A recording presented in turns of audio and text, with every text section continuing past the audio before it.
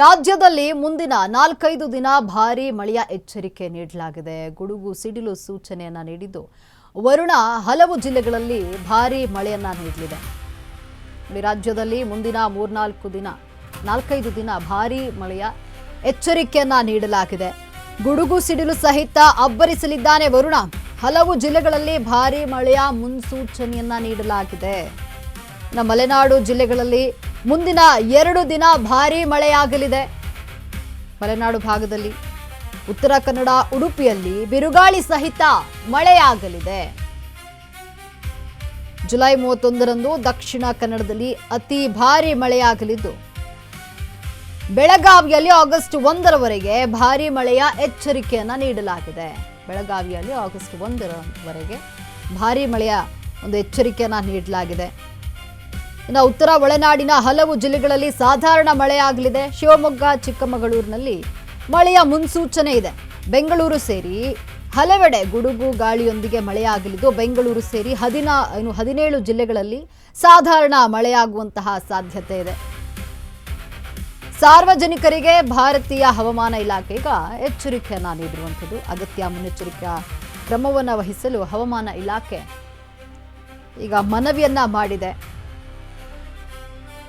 ನೋಡಿ, ರಾಜ್ಯದಲ್ಲಿ ಮುಂದಿನ 4-5 ದಿನ ಭಾರೀ ಮಳೆಯ ಎಚ್ಚರಿಕೆಯನ್ನ ನೀಡಲಾಗಿದೆ. ರಾಜ್ಯದಲ್ಲಿ ಮುಂದಿನ 4-5 ದಿನ ಭಾರೀ ಮಳೆಯಾಗುತ್ತೆ ಅಂತ ಹವಾಮಾನ ಇಲಾಖೆ ಎಚ್ಚರಿಕೆಯನ್ನ ನೀಡಿದೆ. ಗುಡುಗು ಸಿಡಿಲು ಸಹಿತ ವರುಣದೇವ ಅಬ್ಬರಿಸಲಿದ್ದಾನೆ. ಹಲವು ಜಿಲ್ಲೆಗಳಲ್ಲಿ ಭಾರೀ ಮಳೆಯ ಒಂದು ಮುನ್ಸೂಚನೆ ಇದೆ. ಮಲೆನಾಡು ಜಿಲ್ಲೆಗಳಲ್ಲಿ ಮುಂದಿನ 2 ದಿನ ಭಾರೀ ಮಳೆಯಾಗಲಿದೆ. ಉತ್ತರ ಕನ್ನಡ, ಉಡುಪಿಯಲ್ಲಿ ಬಿರುಗಾಳಿ ಸಹಿತ ಮಳೆ. ಜುಲೈ 31ರಂದು ದಕ್ಷಿಣ ಕನ್ನಡದಲ್ಲಿ ಅತಿ ಭಾರೀ ಮಳೆಯಾಗಲಿದೆ. ರಾಜ್ಯದಲ್ಲಿ ನೋಡಿ, ಈ ಬಾರಿ ವಾಡಿಕೆಗಿಂತ ಕಡಿಮೆ ಮಳೆಯಾಗಿರುವಂಥದ್ದು. ಈಗ ಮುಂದಿನ 4-5 ದಿನ ರಾಜ್ಯದಲ್ಲಿ ಮಳೆಯಾಗಲಿದೆ. ಗುಡುಗು ಸಿಡಿಲು ಸಹಿತ ವರುಣದೇವ ಅಬ್ಬರಿಸಲಿದ್ದಾನೆ. ಮಳೆಗಾಗಿ ರೈತರು ಪ್ರಾರ್ಥನೆಯನ್ನ ಮಾಡ್ತಾ ಇರುವಂಥದ್ದು. ಬಿತ್ತನೆ ಬೀಜವನ್ನು ಬಿತ್ತಿ ರೈತರು ಮಳೆಗಾಗಿ ಕಾಯ್ತಿದ್ದಾರೆ. ಇನ್ನು ಪೈರುಗಳು ಒಣಗುತ್ತಾ ಇರುವಂಥದ್ದು. ಈಗ ಮಳೆ ಮುಂದಿನ 4-5 ದಿನ ಬರಲಿದೆ. ಅಂದರೆ ಭಾರೀ ಮಳೆ ಆಗುವಂತಹ ಎಚ್ಚರಿಕೆಯನ್ನು ಈಗ ಹವಾಮಾನ ಇಲಾಖೆ ನೀಡಿದೆ. ಬೆಂಗಳೂರು ಸೇರಿ 17 ಜಿಲ್ಲೆಗಳಲ್ಲಿ ಸಾಧಾರಣವಾಗಿ ಮಳೆಯಾಗುವಂತಹ ಸಾಧ್ಯತೆ ಇದೆ. ಸಾರ್ವಜನಿಕರಲ್ಲಿ ಈಗ ಭಾರತೀಯ ಹವಾಮಾನ ಇಲಾಖೆ ಎಚ್ಚರಿಕೆಯನ್ನ ನೀಡಿದೆ. ಅಗತ್ಯ ಮುನ್ನೆಚ್ಚರಿಕೆಯನ್ನು ವಹಿಸಲು ಹವಾಮಾನ ಇಲಾಖೆ ಈಗ ಮನವಿಯನ್ನ ಮಾಡಿರುವಂಥದ್ದು. ಅಂದರೆ ಹಲವು ಜಿಲ್ಲೆಗಳಲ್ಲಿ ಭಾರೀ ಮಳೆಯ ಮುನ್ಸೂಚನೆ ಇದೆ. ಮಲೆನಾಡು ಜಿಲ್ಲೆಗಳಲ್ಲಿ ಮುಂದಿನ 2 ದಿನ ಭಾರೀ ಮಳೆ ಆಗುತ್ತೆ. ಉತ್ತರ ಕನ್ನಡ, ಉಡುಪಿಯಲ್ಲಿ ಬಿರುಗಾಳಿ ಸಹಿತ ಮಳೆ. ಜುಲೈ 31ರಂದು ದಕ್ಷಿಣ ಕನ್ನಡದಲ್ಲಿ ಅತಿ ಭಾರೀ ಮಳೆಯಾಗಲಿದೆ. ಇನ್ನು ಬೆಳಗಾವಿಯಲ್ಲಿಯೂ ಆಗಸ್ಟ್ 1ರವರೆಗೆ ಭಾರೀ ಮಳೆಯ ಒಂದು ಎಚ್ಚರಿಕೆಯನ್ನು ಕೂಡ ನೀಡಲಾಗಿದೆ. ಶಿವಮೊಗ್ಗ, ಚಿಕ್ಕಮಗಳೂರಿನಲ್ಲಿ ಮಳೆಯ ಸೂಚನೆಯನ್ನು ನೀಡಲಾಗಿದೆ.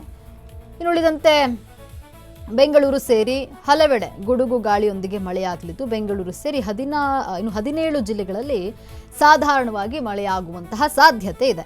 ಸಾರ್ವಜನಿಕರಿಗೆ ಈಗ ಭಾರತೀಯ ಹವಾಮಾನ ಇಲಾಖೆ ಎಚ್ಚರಿಕೆ ನೀಡಿದೆ. ಅಂದರೆ ಅಗತ್ಯ ಮುನ್ನೆಚ್ಚರಿಕೆಯ ಕ್ರಮವನ್ನು ಕೈಗೊಳ್ಳುವಂತೆ ಹವಾಮಾನ ಇಲಾಖೆ ಮನವಿ ಮಾಡಿದೆ.